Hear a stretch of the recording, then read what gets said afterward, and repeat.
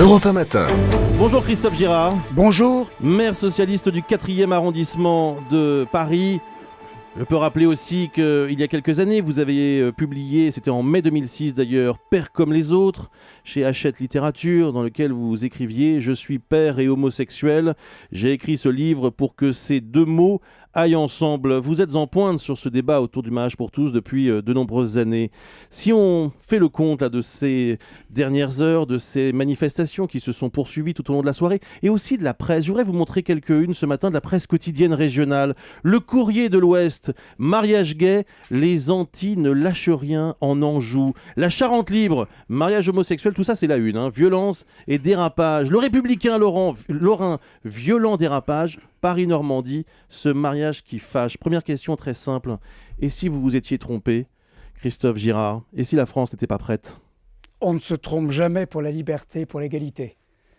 Et comment la France pourrait-elle être à la traîne d'une Angleterre avec un Premier ministre, David Cameron, conservateur, qui a donné ce droit en quelques heures avec les parlementaires anglais, la Nouvelle-Zélande, le Portugal, l'Afrique du Sud, le Canada, les pays scandinaves, l'Espagne catholique, et la France serait le dernier pays d'Europe, la terre des droits de l'homme, de la Révolution française, tellement enviée dans le monde entier. Il y a encore beaucoup de pays qui n'ont pas adopté le mariage gay, certes, Christophe Girard. Mais nous sommes en France. C'est même une majorité. Où est l'esprit de la Ve République ?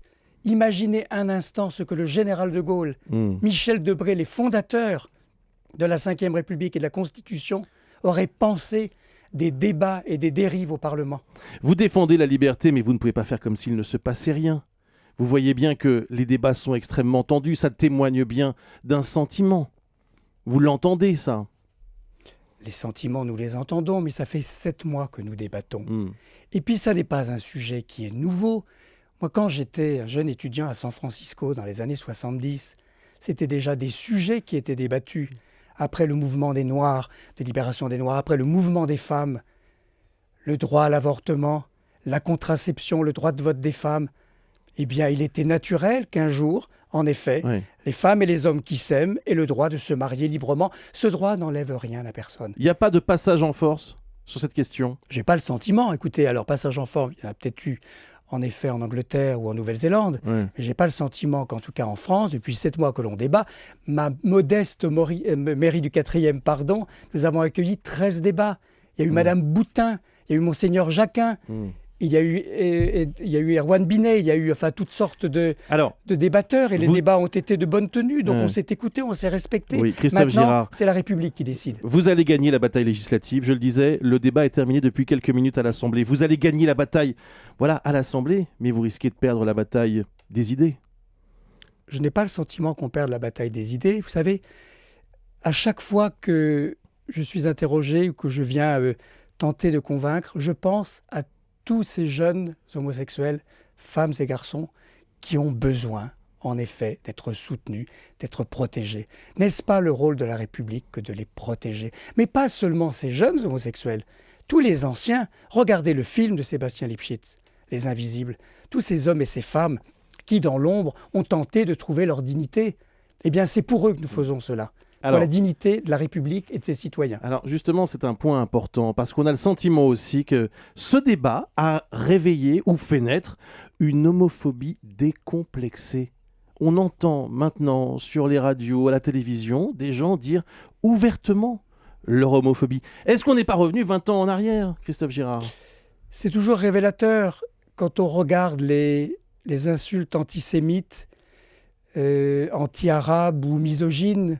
On voit bien qu'elle se réexprime aussi beaucoup plus. Donc cette dérive, elle est générale. Dans les cours d'école, en effet, les insultes homophobes sont beaucoup plus nombreuses. Mais ça, ce sont les parents qui ne font pas leur travail. Ça n'est pas la République qui ne fait pas son travail. Ce que je crois, c'est que l'homophobie, ça n'est pas que la violence portée, comme cela s'est passé à Lille, à vice-versa, ou comme ça s'est passé même dans le Marais ou à Paris.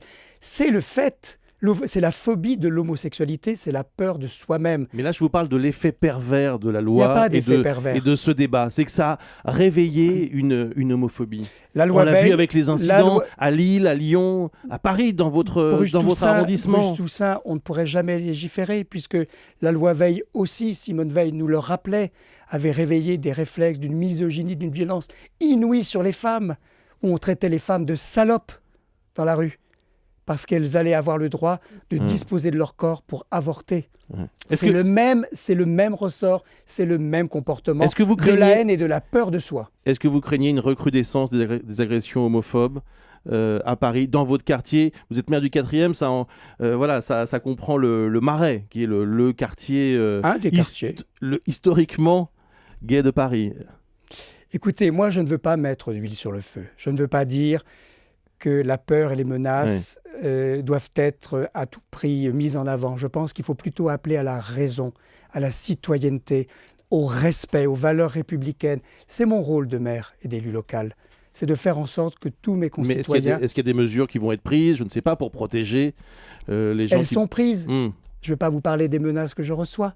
Vous en recevez? Bien sûr, comme tous les élus qui sont, je dirais, au devant de la scène, Erwan Binet, ou une journaliste comme Caroline Fourest, tous ceux qui s'assument sont en première ligne. C'est quoi? C'est des menaces de mort? C'est des menaces... c'est quoi? N'en rajoutons pas. La police fait bien son travail. Vous êtes protégé aujourd'hui? République? Oui, mais normalement. Vous allez vous marier? Oui. Christophe Girard? Quand? Oui. Dès que possible, c'est-à-dire dès que la loi sera promulguée, donc j'imagine mi-juin, pour la plus grande joie de mes enfants d'ailleurs. Ouais. Ils me l'ont dit hier. Ouais. Est-ce que vous savez que ça a provoqué des réactions? Christine Boutin, par exemple, a dit que vous, d'une certaine façon, vous mettiez de l'huile sur le feu en annonçant votre mariage. Qu'est-ce que vous lui répondez? C'est un peu insultant de penser qu'on se marierait pour mettre de l'huile sur le feu. On se marie plutôt pour construire une famille, avoir du bonheur et être comme tout le monde. La loi sera officiellement votée, le vote solennel aura lieu mardi, ce sera une journée particulière?